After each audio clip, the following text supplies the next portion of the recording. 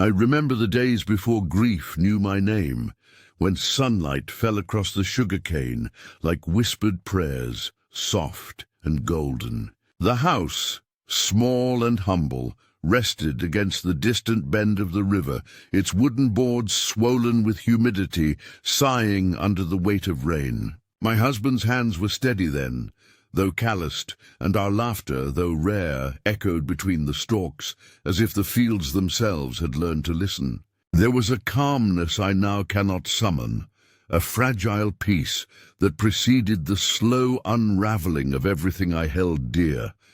They told me the cane would grow tall and straight, a blessing for those who worked it with devotion, and for a time it seemed true. The stalks shimmered in the wind, golden in the afternoon haze, bending without breaking. I remember tracing the lines of the fields with my gaze, feeling a strange kinship with the rhythm of their sway, the way their green shadows pooled at my feet. The air smelled of earth and honey, of rain yet to fall, and for a moment I thought nothing could pierce the quiet. Nothing could take away what was ours. But the world beyond our homestead had always been indifferent, and indifference became an undercurrent beneath every breath. I remember first the sickness, small at first, a fevered hand laid upon a child's cheek, and the fear that stole across my heart like a creeping tide. I would press my hand to their foreheads, whispering prayers I no longer trusted, wondering if I could beg God to stay his hand just a little longer.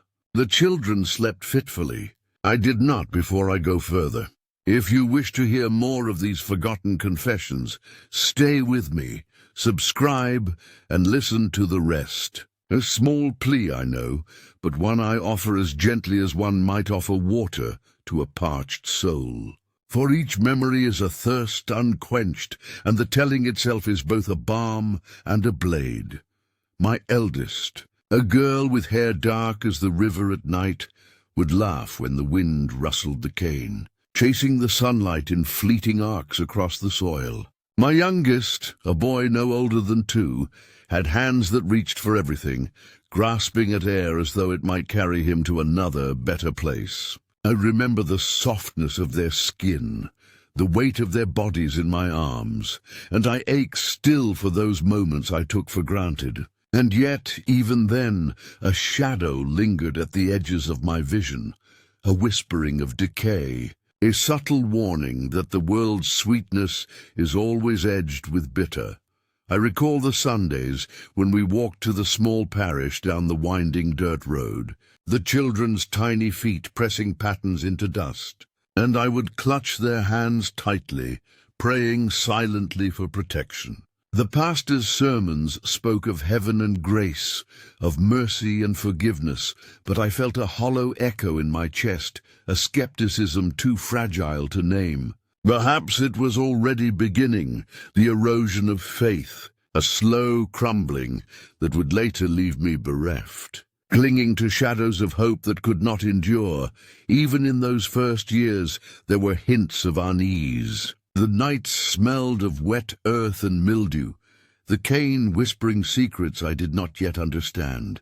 A bird's cry in the distance startled me, as if it carried news, as if some invisible eye had begun to watch our household. I tried to push such thoughts aside, to bury them beneath domestic routines and gentle admonitions to the children. But fear has a way of rooting itself in small moments, and I felt it stirring quietly, patient and unrelenting, like the wind threading through the tall stalks. I can still recall the first time I saw death so closely. Before it touched my own flesh and blood, a neighbor's child, fevered and listless, lying under the fan of a shuttered window.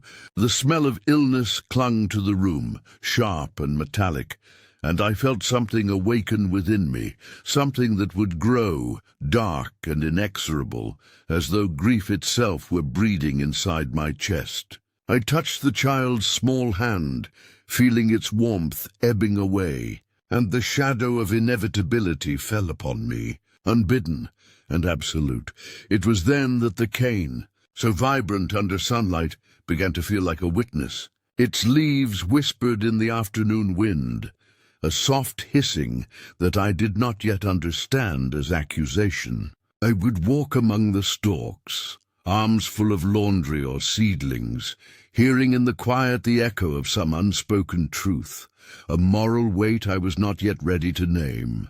Even now, I cannot describe the trembling fear that gripped me when I first sensed the presence of something beyond mere death, an echo of what was to come, a warning that grief could become an act, not only a feeling. And in that moment, the house seemed smaller, the shadows longer, the river slower. Every floorboard creaked under the memory of footsteps that might one day go unheard. My voice, soft and deliberate, trembles as I speak it now, for I know the path I am about to trace is one I will never leave behind. I do not yet speak of the burials or the secrets carried into the soil. Those confessions must wait, though their weight presses upon me even as I recount these earliest days. I remember the wind through the cane, carrying the scent of rain yet to fall, and the fleeting peace of a family not yet touched by horror. I remember it as clearly as one remembers a song played softly long ago, its notes fading but haunting the spaces between heartbeats. And in remembering, I begin to feel the first stirrings of guilt, subtle as the rustle of leaves, yet insistent, and destined to grow beyond measure. The children came one after another, as if heaven had pressed a small army of innocents into my arms, and I held them with trembling gratitude. Each cry, each wail, was a hymn and a curse, a reminder that life is fragile and fleeting. I remember the nights when my husband's snoring was a distant drum beneath the roof, and I would pace the floorboards, cradling the babies, wondering if this world, this merciless, sun-baked world, would claim them before it claimed me. The air smelled of milk and candle wax, of damp straw, and the faint rot that creeps into forgotten corners of houses like silent intruders. I recall the lullabies I murmured, hesitant and trembling, my voice cracking with a tenderness I could scarcely sustain. My hands, worn from endless chores and labor, felt inadequate, clumsy, and often impatient. Yet I could not stop their trembling as I smoothed hair, kissed brows, and whispered pleas to a God I no longer trusted. Faith, once a cloak I wore with certainty, was already fraying at the edges, and in those sleepless hours I wondered if the prayers themselves were too heavy for heaven to bear. The children's laughter, so fleeting, rang out between the cane fields like tiny bells, fragile, ephemeral, and impossible to grasp. Even in those first months, I noticed the small failures that would haunt me for decades. A fever I ignored for hours, thinking it trivial. A dish left too long in the sun. A hand not held tight enough while the wind bit through the shutters. Each minor lapse seemed innocuous at the time, but I now see how it whispered to death, how it nudged the fragile threads of life toward unraveling. The guilt I first felt then was soft and patient, an undercurrent beneath daily routines. But it grew with the weight of every small mistake, each unnoticed sigh, each moment of human frailty. I remember the morning my eldest daughter awoke with pallor that frightened even me. Her small chest rose and fell unevenly, and I pressed my ear against her mouth, desperate for a whisper of breath. My hands shook as I called for my husband, as though shouting might conjure health from the ether. Yet the fever persisted, stubborn as the heat in the fields, and I realized that the world was indifferent to prayers or pleading. I could not save her, no matter how tightly I held her or how many tears I shed into her hair. The house seemed to contract around us, the walls absorbing our despair and reflecting it back in shadows and murmurs. I would sit by the open window, watching the cane ripple in the wind, imagining that if I could just see far enough, or pray hard enough, I might snatch them back from the edge of life. Yet the air remained still, heavy with inevitability. There were nights I swore I could hear the cane whisper their names, soft and accusing, bending under the weight of their absence.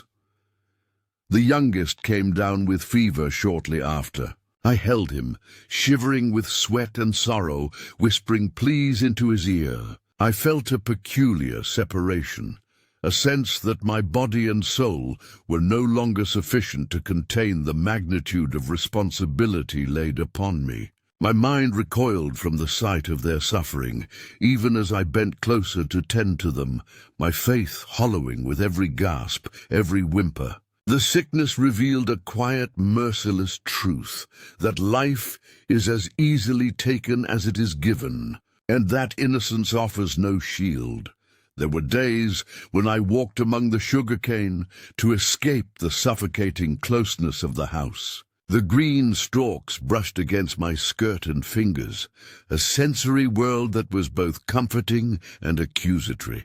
I could imagine the children's laughter blending with the hissing of leaves, yet it was always tinged with the dread I carried like a stone in my chest. The shadows stretched longer, growing heavier, as if the cane itself bore witness to my fear and inadequacy. I began to speak of them in hushed tones, even when alone, as if confessing to the fields might somehow lighten the burden pressing down upon me.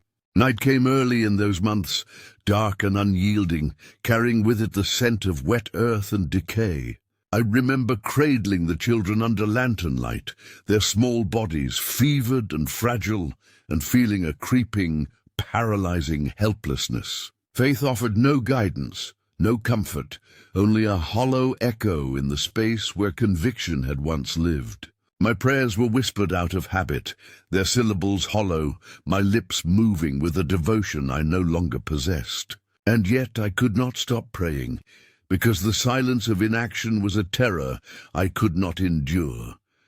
The sickness claimed its toll, and I remember the first night I thought truly that I might lose them both. My heart thudded against my ribs like a bell of warning, and every instinct in me screamed that something terrible was inevitable. I paced between their small beds, touching their foreheads, counting breaths, naming every limb, every finger, every pulse, as though such acts could stave off the inevitable. The nights became a procession of fear, each hour stretching longer than the one before. The world narrowing to the space between my hands and their fragile forms. And still, life pressed on outside the walls of our house. The river flowed indifferently, the cane swayed in its green sea, and the sun rose and fell without concern for human anguish. I began to sense that grief is both patient and relentless, and that guilt begins its work long before the tragedy it follows. It whispered to me in every rustle, in every cough, in every small, tremulous movement of the children. I could not yet name what I would do, could not yet voice the dark decisions that would follow. But the shadow of inevitability had begun its work, a quiet, ceaseless weight pressing upon me. Unrelenting as the summer sun, the fever came like a tide, slow at first, then rising with a cruelty I could not forestall.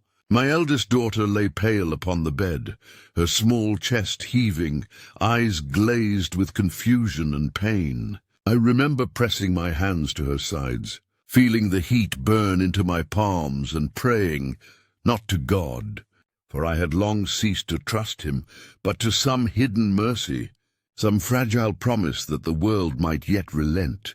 Nights became a ceaseless vigil, the lantern flickering weakly against walls, streaked with sweat and despair. I can still feel the texture of her hair, damp with illness, against my fingertips, a memory both tender and unbearable. My husband would sometimes mutter prayers or shake his head in helplessness, but his presence was a cold comfort. The weight of responsibility rested entirely upon me. I tried to soothe her, murmuring words that once would have carried conviction, but now floated hollowly into the dim light, unanswered. Even as I bent over her, tracing each limb, counting each heartbeat, I felt a creeping dread, a certainty that I could not save her, that the world had turned its gaze from us entirely. And then it was my youngest. His small body writhed in fevered agony beside me, and I felt my resolve fracture under the strain. The air in the room was thick with the smell of sickness and sweat, and I remember thinking the walls themselves were closing in, pressing us toward some unspoken judgment. My own hands shook violently as I tried to soothe him, as though tremors alone could transfer life back into his failing form. Each cough he drew rattled in my chest, echoing the sound of inevitability that had been creeping at the edges of my mind since their births. There were moments when I thought I could feel death breathing over the beds, a presence that pressed gently but relentlessly against my shoulders. I whispered to them, tried to summon comfort, tried to convince myself that some prayer, any prayer, might bend the arc of fate. But even as I murmured pleas, I knew in my bones that it would do no good, that the world had already claimed its toll, and I was powerless to intervene. The guilt began as a soft murmur, a quiet voice that pointed out every failure, a mist shiver, a forgotten blanket, a hand not held tightly enough. I walked among the cane, seeking respite from the suffocating air, but even there, the green stalks seemed laden with accusation. I remember running my fingers along the smooth leaves, imagining the wind whispering their names, as though the fields themselves remembered my failings. Shadows stretched across the earth, echoing the dark certainty growing in my chest, that no matter how deeply I loved them, no measure of devotion could forestall the inevitable. And I realized that grief is a patient teacher, guiding one toward confession long before the act itself has been conceived. The nights were relentless. I would rock them in my arms until my own bones ached, counting breaths, listening to the fragile rhythm of life and fearing each irregularity. My prayers were fragmented and desperate, and I could feel faith slipping further from my grasp, leaving only a hollow semblance of devotion that offered neither comfort nor guidance. The world had become a space of terror and stillness, punctuated by fevered cries that echoed like warnings in the air. Every hour felt like a century, every minute a knife pressing upon the chest of my spirit. It was during those nights that I first understood the depth of helplessness, how it could twist the mind and weigh upon the heart. I could no longer distinguish between fear for their lives and fear for my own soul, nor separate the gentle instincts of motherhood from the creeping shadow of guilt. The walls seemed to breathe with me, contracting and expanding as if reflecting the turmoil within, while the cane fields outside swayed under the wind, a mocking rhythm that reminded me of the futility of all I tried to hold.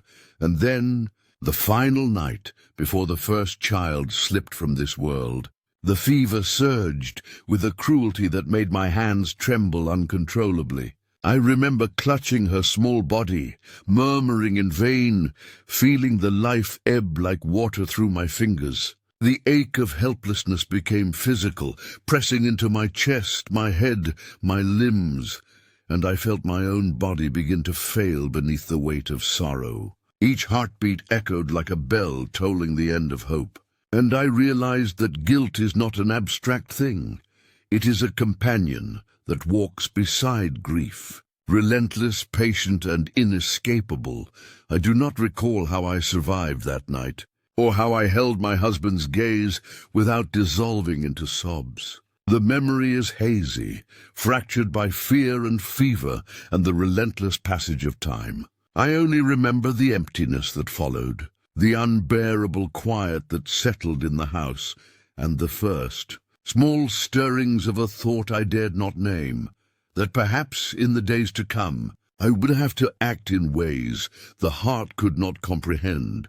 The cane fields outside were silent, but I felt them watching, stretching endlessly toward the horizon, patient witnesses to the fragility and failure of human love. I could hear their rustle, as if they whispered my sins, already taking root in my mind long before I had committed the acts themselves. That night, grief transformed into a gnawing certainty that sorrow alone would not suffice, and that secrecy, desperation, and perhaps darkness awaited me in the days to come. I remember the day I first laid my eldest daughter in the earth. The sun had fallen low, brushing the sugarcane with molten gold, and I walked among the swaying stalks as if they were the only witnesses I could bear. My hands trembled violently, not from labor, but from a terror I had never known, an unbearable, suffocating dread that pressed against my chest like the weight of the river itself. I could not take her to the churchyard, no matter how many times I whispered her name, because the eyes of the world would see the failure I could not yet confess. The soil was warm beneath my palms, damp with the remnants of rain, and I felt the strange intimacy of the act, burying her myself, leaving her alone in a place hidden yet alive with movement. Each handful of earth seemed to crush my chest, each grain a reminder that I had been powerless, that life had slipped through my fingers despite the devotion that had once sustained me. I whispered soft apologies, prayers I no longer believed, my voice shaking as if the cane itself might carry them to heaven. I buried her with my own hands, and in the motion I felt a piece of my own soul collapse into the earth alongside hers. I could not linger in grief. My youngest, fevered and shivering, required my attention, and so I walked back through the fields, my skirts brushing the leaves that seemed to hiss in judgment. The green stalks towered above me, indifferent, as if they had always known my secret, had always awaited this moment of surrender. My heart pounded with fear of discovery, of divine retribution, of the moral abyss into which I had begun to descend. And yet the act felt inevitable, the only escape from the cruel watchfulness of society and the relentless indifference of fate. The second burial followed in silence. The boy's small body was frail, trembling even in death, and I held him close before lowering him into the earth. I remember the way the cane swayed as if mourning, the leaves brushing against my arms, a green shroud that both concealed and accused me. My hands were coated with soil and sweat, my hair plastered to my temples, yet the act itself was methodical, almost ritualistic, as if the repetition could somehow absolve me. But it did not. Nothing could, only the weight of my guilt deepened, pressing into every memory, every breath, every heartbeat.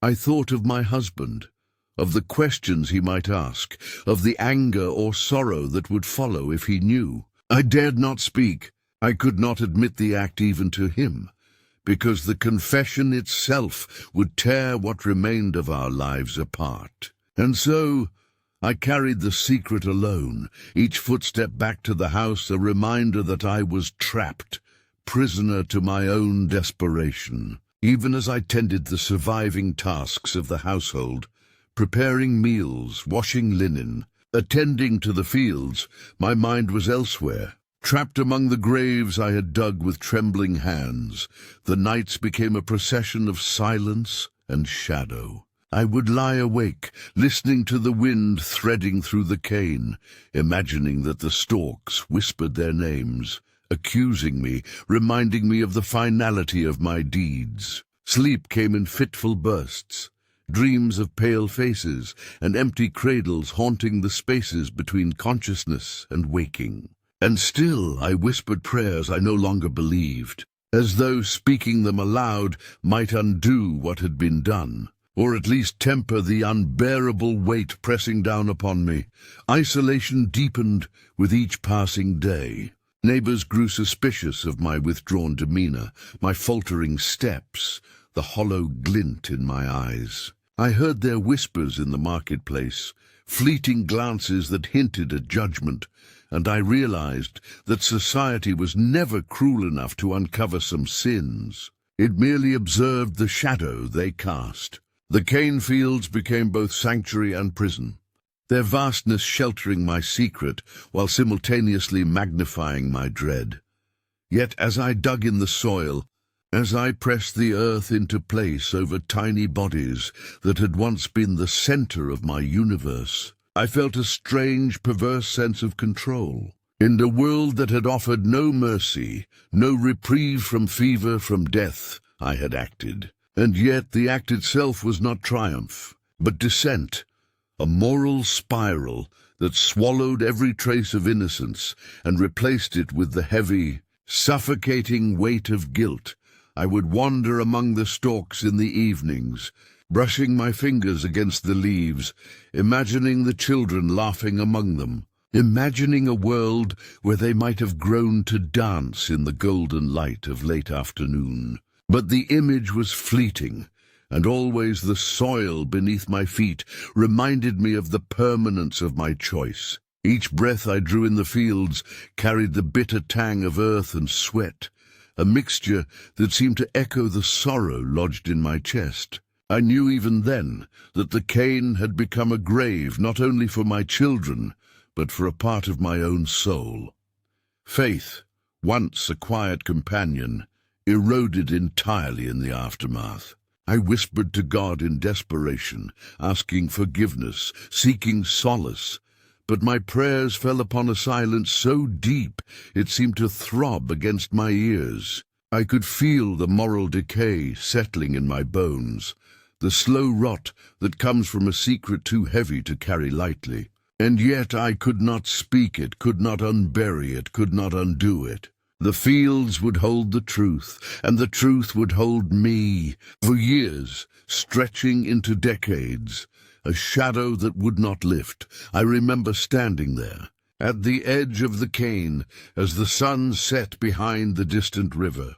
The wind carried the faintest rustle, and I imagined the children moving among the stalks, their laughter mingling with the sorrow in my chest. I realized then that guilt is not momentary, not fleeting. It is a constant presence, entwined with memory, shaping every thought, every action. And in that realization, I understood the depth of the darkness I had entered. A descent from which there would be no return. A sorrow that would never be mine alone to bear.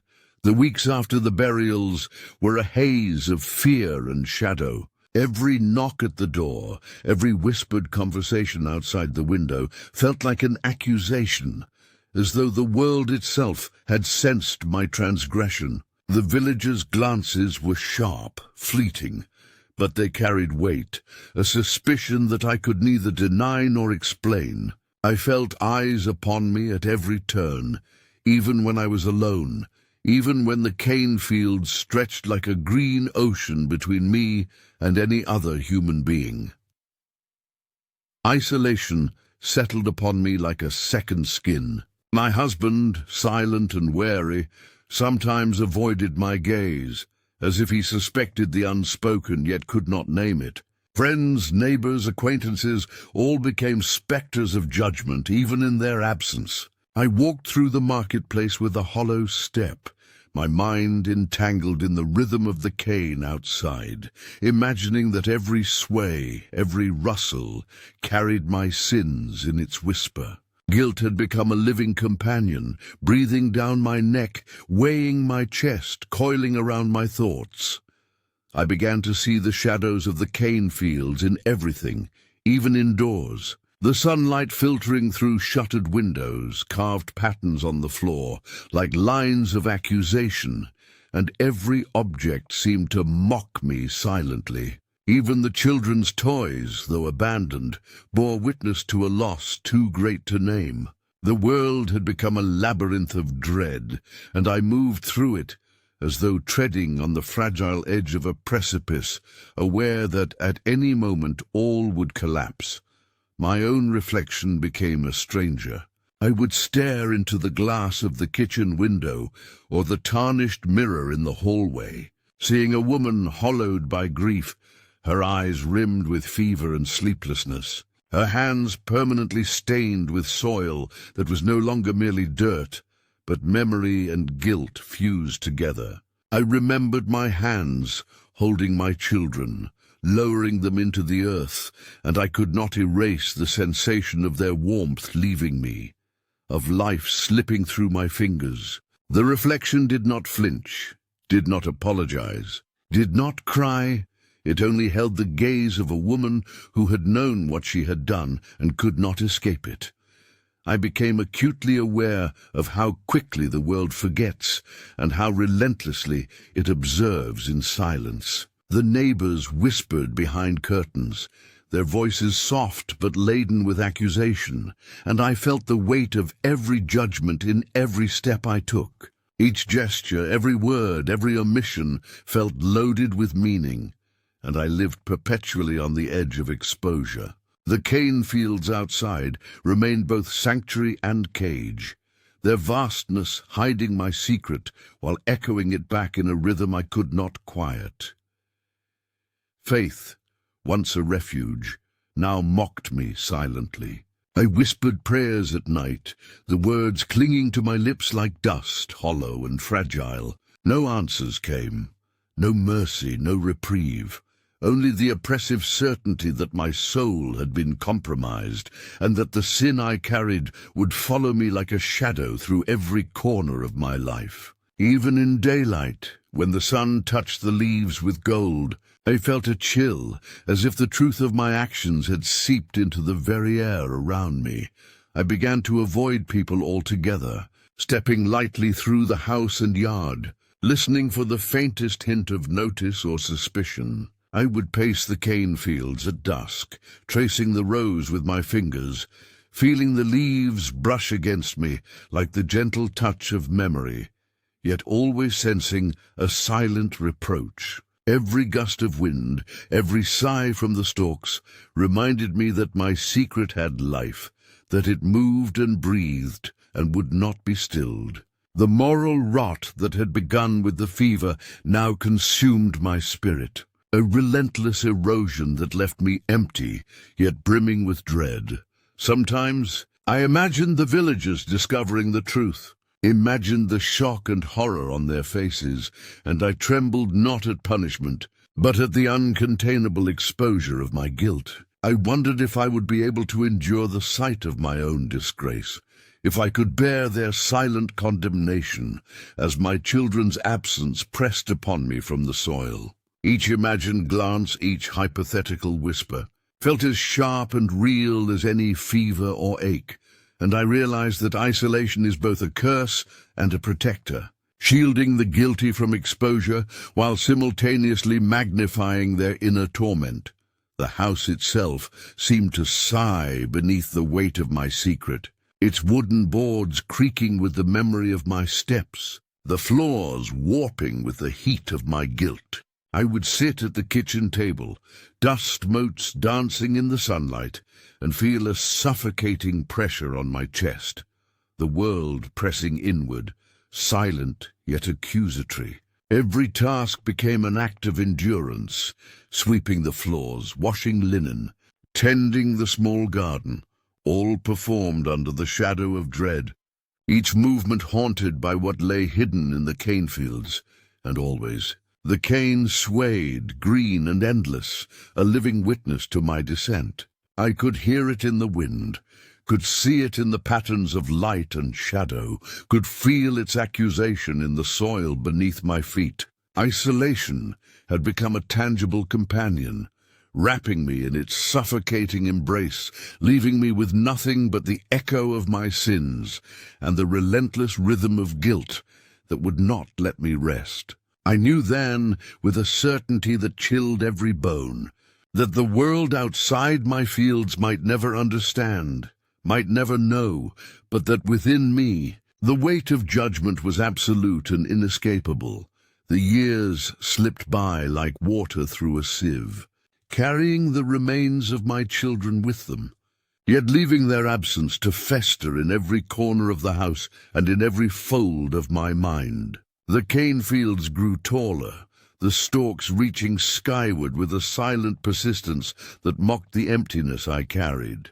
I would walk among them at dawn and dusk, fingers brushing against the green walls, imagining tiny hands, tiny voices, lost in the endless waves of leaf and stalk. The memory of their laughter became a kind of phantom, slipping through my consciousness at the edge of vision. Impossible to touch, impossible to silence. I tried in fleeting moments to grasp at fragments of joy, the smell of rain on soil, the gentle curve of the river, the faint warmth of the sun on my back, but they were tainted instantly by the shadows of memory. Every ordinary pleasure carried a pang of sorrow, a reminder that my children were gone, and that I had carried the weight of their deaths alone. Sleep was scarce and restless, filled with fevered dreams in which their small forms called to me from the earth, or appeared beside me, pale and accusing. Even the smallest movements, a whisper of wind, a bird brushing past the window, brought a shiver of recognition. As if the world itself remembered what I had done, I began to see them everywhere, though I knew they were gone. Their laughter echoed in the hum of insects. Their small hands traced along the walls and floorboards, and their faces appeared in the shifting shadows of the candlelight.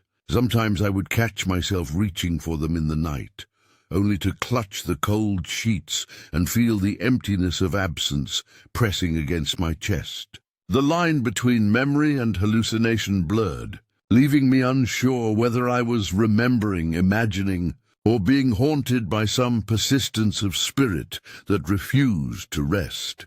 The cane fields became a stage upon which my guilt acted itself out endlessly. I would walk the rows for hours, tracing the paths I had walked during their burials, imagining that each sway of leaf and stalk carried a whisper, a warning, a subtle reproach. My hands, once nimble with domestic labor, now trembled with the constant memory of soil and warmth, of tiny bodies lowered into the earth. Each step seemed to press me further into the past, the present a thin veil over a world dominated by absence and remembrance. The house, too, bore witness. Dust collected thickly in corners, the paint cracked and curled, the floorboards groaning beneath the slightest weight, and yet I felt these details were alive with memory. The rooms seemed to remember every cry, every fevered whimper, every whispered prayer I had uttered in desperation. I would sit in the kitchen, listening to the wind through the shutters, and imagine that it carried the voices of my children back to me, faint and fragmented, reminding me that I could never escape what I had done. Even my husband, once a partner in labor and life, had become a shadow beside me. He spoke little, observed more, and I could feel his suspicion, quiet and heavy, pressing down upon me. The silence between us became a kind of communication, a shared acknowledgement of a tragedy neither of us dared name aloud. I realized that grief is a living thing, growing silently in the spaces between people, shaping them, constricting them, and leaving them hollow in ways visible and invisible alike. Memory itself began to fracture. Some moments returned with vivid clarity, the warmth of a hand, the sparkle of an eye, the curve of a smile, but others slipped through my mind like water, leaving only the sensation of loss, a trembling in the chest, and a breathless ache I could not name. I would clutch at these fragments desperately, as though by holding them I might tether myself to sanity, to the woman I had once been, to the mother I was still in some hollow, aching way. But even these attempts were haunted, tinged with the inescapable knowledge that I had failed utterly. The moral weight of my actions pressed on me in ways both subtle and overwhelming.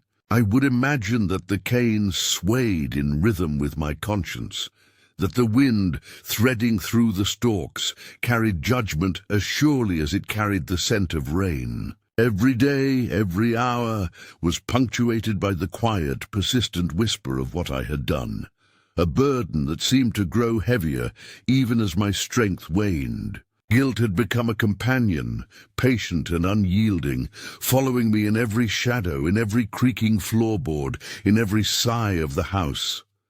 Faith offered no refuge. The small prayers I muttered, habit more than belief, felt thin and insubstantial, like dust in the mouth. The church bells, once a source of solace, now struck only to remind me of absence and failure. I whispered to God not for mercy but for understanding, though even understanding seemed beyond reach. And in the quiet, I felt that my children, buried beneath the green walls of the cane, were witnesses to a faith that had eroded completely, leaving me hollowed and trembling in the face of memory. Even now, decades later, I can feel the persistence of those years pressing against me. The cane, the wind, the heat, the dust, all remain imprinted on my bones and in my mind, entwined with sorrow that refuses to release me. Grief, memory, and guilt have merged into a single unending presence, a shadow that follows me wherever I go. And yet, in the midst of this suffocating persistence, I continue to speak, to recall, to confess, because silence, I have learned, is far more merciless than any judgment the world could levy. The children's faces returned to me, though they were gone, sometimes at dusk, when the shadows stretched long and the cane rustled with the sighing of the wind. I could see them at the edge of my vision. My eldest daughter's eyes would gleam with a sorrow I could not soothe, and my youngest small hand would reach for me as though I could restore what death had taken. I would startle, clutching at the empty air, and yet the vision lingered, insistent, undeniable, as if the fields themselves had conjured them from the soil. My mind, fragile from years of sleepless nights and endless labor, could not tell whether these were memories, hallucinations, or the quiet persistence of spirits unwilling to rest. Faith, once a fortress, crumbled entirely in these moments. The prayers I whispered were lifeless, muttered out of habit, and I felt no warmth, no absolution, no mercy. Church bells rang with hollow authority, the sermons of the parish pulsing through the air with words I could no longer inhabit. My faith had turned to dust, slipping through my fingers like soil from the graves I had dug, leaving behind only the bare, trembling bones of guilt. And in that emptiness, the visions of my children became louder, more insistent, whispering truths I was too frightened to acknowledge. Isolation wrapped itself around me like a vine, constricting my heart, my mind, my very being. I dared not speak to anyone of what I saw, for speech might summon scrutiny, suspicion, exposure, and yet silence offered no relief. I walked through the cane fields at twilight, hands brushing the stalks, imagining their laughter, their cries, their small bodies curling among the leaves. Sometimes I thought I could feel their warmth beneath my fingers, and each touch tore me further into despair. The boundaries between reality and memory had dissolved, leaving me adrift in a world of half-seen shapes, echoes, and shadows. I began to question everything. Had God ever existed? Or had he left long ago, abandoning the world to indifference and death? I whispered to him nightly, but only silence answered, and the silence was oppressive, heavy with judgment I could not name. Each flicker of candlelight seemed to twist the shadows into accusatory forms, the walls themselves bending to reflect my despair. Even the air in the house felt laden with witness, pressing down upon me, carrying the quiet rhythm of the children's vanished breaths. The cane fields themselves became a mirror of my mind. The rustling leaves whispered constantly, a language I had learned to fear. Their movement seemed to mimic my thoughts, shifting with every turn of memory, every pang of guilt. I would follow the rouse for hours, imagining the children darting between the stalks or kneeling to touch a spot in the soil as though to assure myself of their reality. And yet the soil offered no comfort. It was a witness, a record, and a silent judgment, holding the truth of what I had done in its patient, unyielding grasp. Sometimes I awoke in the night to find myself staring at empty cradles, my body trembling, heart hammering, breath shallow. The wind whispered through the cracks in the walls, carrying 1,000 fragmentary echoes of the past. I could feel the weight of years pressing down, the physical ache of grief merging with the moral rot that had consumed me from the moment I lowered the first child into the earth. I would weep quietly, so as not to disturb the silence. And yet I knew my tears did not wash away the shadow. They only traced its edges more clearly. The line between presence and absence, between the living and the dead, blurred entirely. My children were gone, yet in every gust of wind, every rustle of cane, I felt their insistence, their quiet accusation. Sometimes I imagined them sitting at the edge of my bed, gazing at me with the calm reproach of innocence lost, and I would reach out in desperation, only to clutch at nothing. My thoughts became entwined with these visions, and I could not tell whether they were punishment, memory, or some cruel gift of imagination. Faithlessness became my constant companion, a shadow darker than the night that draped over the cane fields. I no longer sought answers. I only endured, speaking to the wind, to the darkness, to the faint memory of God's presence that might have been a trick of light. And still, the visions persisted, haunting, inescapable. I understood then that grief can become a living thing, capable of bending perception, of reshaping memory, of leaving one suspended between worlds, never resting, never safe. And in the deepest part of night, when the wind whispered through the endless green walls, I would find myself kneeling in the soil, pressing my hands into the earth where my children lay. I murmured confessions, prayers, apologies, all trembling and futile. The cane swayed around me, indifferent, yet I felt it bearing witness to every word, every tremor, every broken sigh. My mind, my soul, and my body were caught in that space, suspended between what had been, what was, and what would never be, an eternal vigil of guilt, memory, and sorrow that would not release me. Decades had settled upon me like dust, thick and unyielding, carrying the weight of secrets that no one would ever know. The cane fields, once a sanctuary of concealment, had become a living testament to the sins I had borne alone, stretching endlessly in every direction, a green ocean beneath which my children slept in silence. I walked those rows daily, fingers brushing the stalks, and I could feel the pull of inheritance, the knowledge that sin, once sown, does not die, that it carries forward through blood and memory, claiming each generation in its quiet, inexorable way. My own reflection in the glass of the windows no longer resembled the woman I had been, but a hollow figure, bent and worn, carrying the weight of a secret too vast to bear fully. I began to understand that the world outside the cane fields did not matter. The judgment I feared most came from within, from the moral certainty that had lodged itself in my bones. Every breath I drew reminded me that I had trespassed against the natural order, that the innocence I had held so dearly had been laid to rest beneath the earth through my own hands. I felt the slow rot of conscience in every joint, in every pulse, in the tremor of my fingers as they grazed the soil. Even the wind through the cane carried a subtle reproach, a whisper of my transgressions that I could never silence.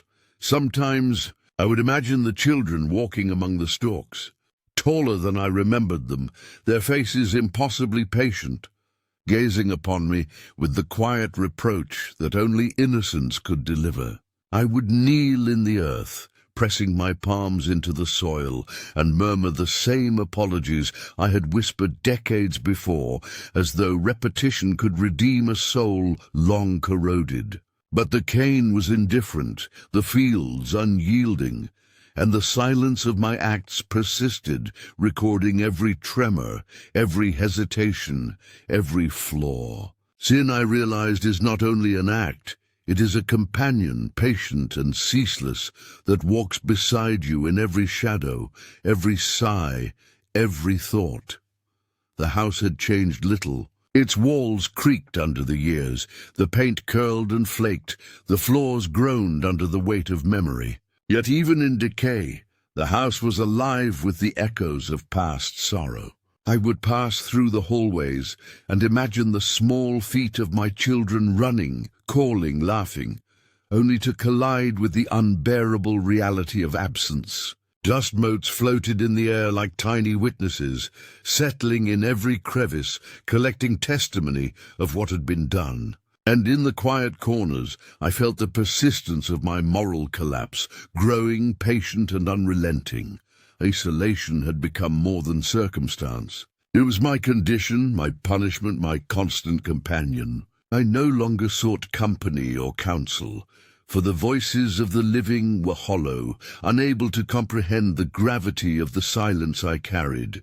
I spoke to no one of the graves beneath the cane, even as the weight of their presence shaped every movement, every thought. The village went on in its ordinary rhythm, unaware, indifferent, while I trudged through decades of secrecy, each year layering guilt upon guilt, decay upon decay. There were moments when I feared the inheritance of sin would manifest in ways I could not yet foresee. My mind would conjure imagined descendants, children I had never had, whose futures would be marked by the shadow I had created. I saw them in the reflections of windows, in the play of light across the walls, in the patterns of dust on the floors, each a silent reminder that sin has a persistence beyond the individual, stretching outward, infecting all it touches. The weight of this realization pressed down upon me until my chest ached and my vision blurred. At night, I would wander into the cane, tracing the rows where I had buried them, imagining their small forms beneath the soil, their bodies as eternal witnesses. The air was thick with the scent of earth and decay, and every leaf seemed to vibrate with memory. Sometimes I would whisper apologies, prayers, confessions, and sometimes I would weep, though I knew the cane would not respond, would not forgive. The act of confession itself had become ritual, a tether to reality, a way to survive the suffocating weight of moral collapse that had lodged itself in my very being. Even the smallest sounds unsettled me, the clatter of a dish, the rustle of a curtain, the distant bark of a dog. I imagined them as echoes of judgment, the world reminding me that transgression cannot be hidden, that every act leaves a trace, and every trace leaves a mark upon the soul. My thoughts became entangled with the past, the present, and an imagined future, each bleeding into the other in a constant rhythm of dread and remembrance. And I realized with every breath that the inheritance of sin was not only my burden, but a legacy, patient and enduring, that would follow me into whatever silence awaited. I would end each day kneeling in the earth, pressing my palms into the soil where my children lay, murmuring words that had become as habitual as the movement of the cane. Apologies, confessions, prayers, pleas, none could undo the past. None could lift the weight from my chest. And yet I spoke anyway, because silence, I had learned, was far crueler than any punishment I could imagine.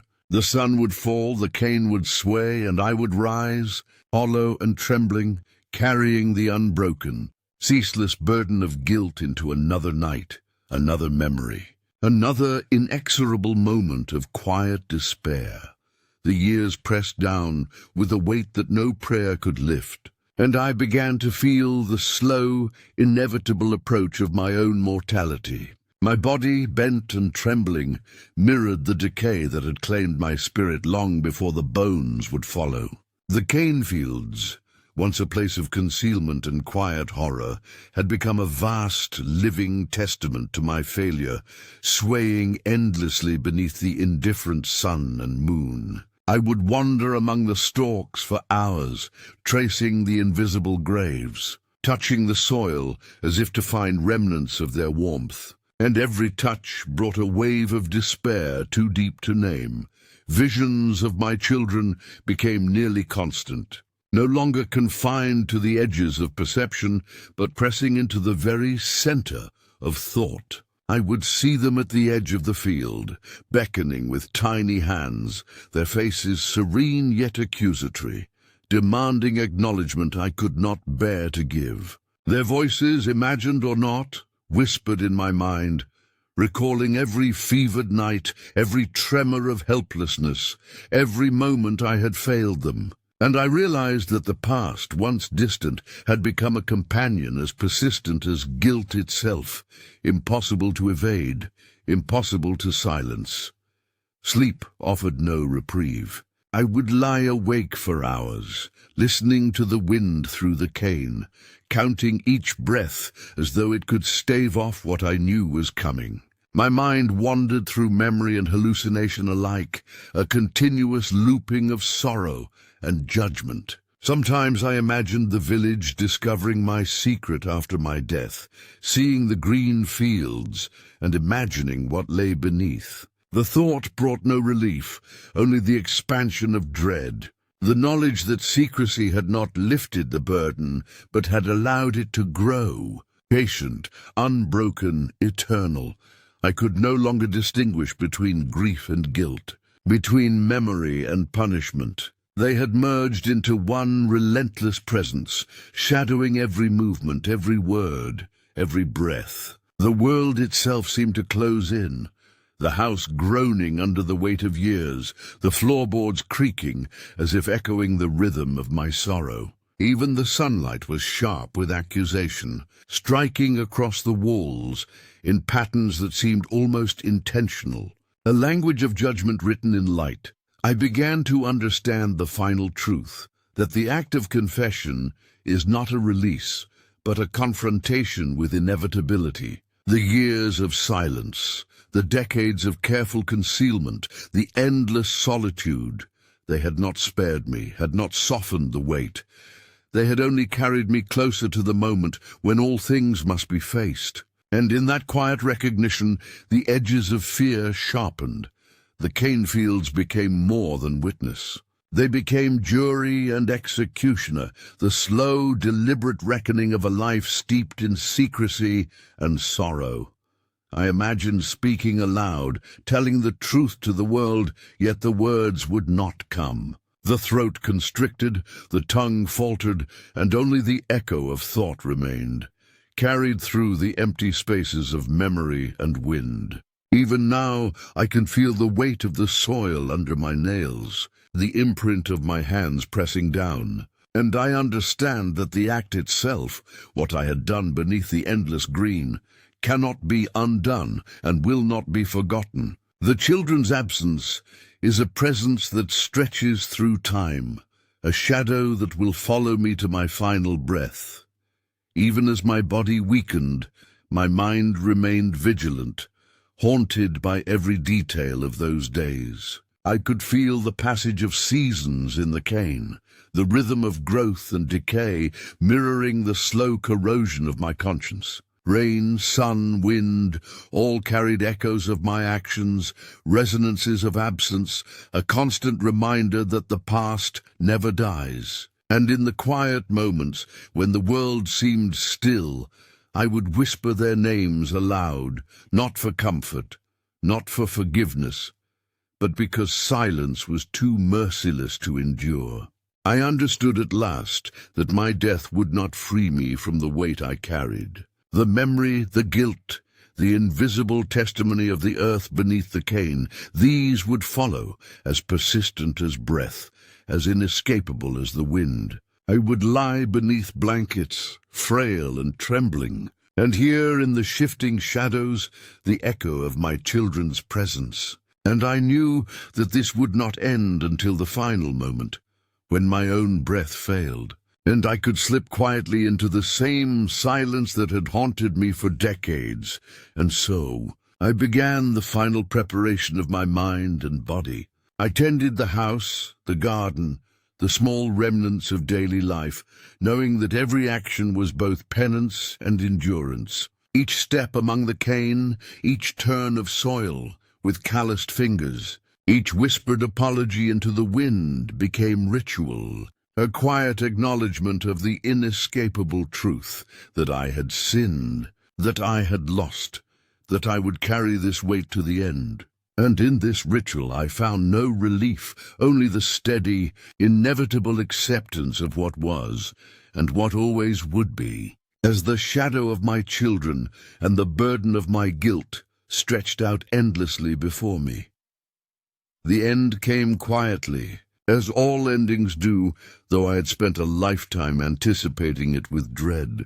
My body, frail and trembling, moved through the house with the same deliberate care it had learned over decades of fear, guilt, and secrecy. I touched the walls, the floors, the worn furniture, and every surface seemed imbued with memory, each grain of dust a testament to sorrow too vast to speak. The cane fields beyond the windows swayed in the wind, their endless green a mirror of the eternity I had long inhabited, and I felt them watching, patient and silent, as though they knew I would not survive the burden I had carried for so long.